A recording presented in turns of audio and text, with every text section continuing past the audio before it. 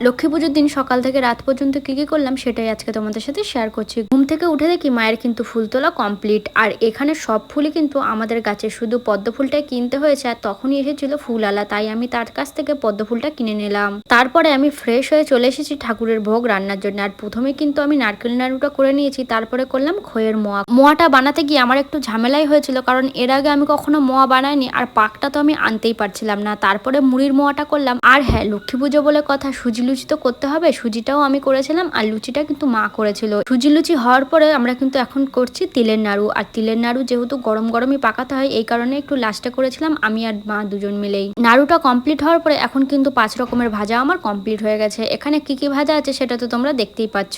আর এইদিকে আমি কিন্তু খিচুড়ি ভোগটাও বসিয়ে দিয়েছি। খিচুড়ি ভোগটা হতে দেরি হবে বলে আমি কিন্তু চলে গিয়েছিলাম তখন নৌকা বানাতে। আর হ্যাঁ, নৌকার এই ফটোটা আমি শেয়ার করাই অনেকেরই প্রশ্ন, এই জিনিসটা কি? এটা হলো কলা গাছের থোড় দিয়ে বানানো নৌকা। আমাদের লক্ষ্মী পুজোয় এটা কিন্তু অবশ্যই দরকার। অনেকের বাড়িতে এটা পিতলের আছে, তবে আমরা এটা কলার গাছেরই বানাই। নৌকাটা বানানো কমপ্লিট হওয়ার পরে এদিকে কিন্তু আমার খিচুড়ি ভোগটাও রেডি হয়ে গেছে, তাই আমি একটা পাত্রে খিচুড়ি তুলে তার উপরে কিন্তু 5 রকমের ভাজাটাও দিয়ে দিয়েছি। আর হ্যাঁ, লক্ষ্মী পুজোয় মেন যেটা, সেটা কিন্তু আলপনা। কিছু করো আর না করো, আলপনাটা কিন্তু তোমাকে দিতেই হবে, তাই আমি কিন্তু আলপনাটা দিয়ে দিয়েছি। আর এবছর না আমি লক্ষ্মী ঠাকুরের পায়ের ছাপগুলো একদম ছোট ছোট করেছি, তাই আমি আর মা বলছি দিদা যদি থাকতো তাহলে দিদা কত খুশি হতো। কারণ আগের বছর না আমি একটু বড় বড় করেছিলাম লক্ষ্মী মায়ের পায়ের ছাপ, আর তখন দিদা আমাকে দেখাচ্ছে যে এরকম ছোট ছোট করে করতে হয়। সত্যি দিনগুলো কোনোদিনই আমি ভুলতে পারবো না। তো আজকে দিদাকে একটু মিসই করছিলাম। তো আমার এদিকে আলপনা হতে হতে মা কিন্তু এদিকে ঠাকুরের এই জায়গা সবটা গুছিয়ে নিয়েছে।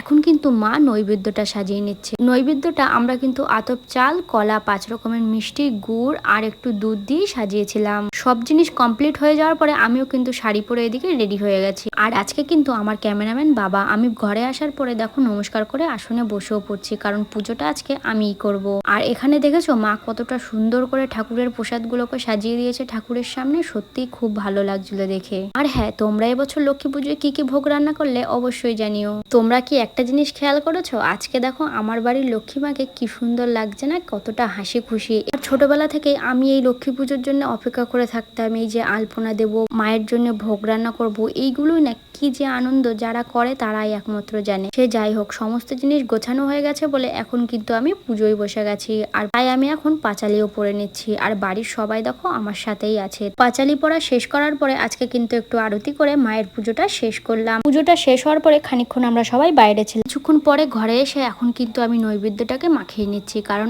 এখন অনেকেই প্রসাদ নিতে চলে এসেছে। প্রসাদ দেওয়া কমপ্লিট করার পরে আমি, বাবা, সুচিত্রা মিলে চলে এসেছি বাইরে একটু ফানুস ওড়াবো। তো আজকের দিনটা আমার কিন্তু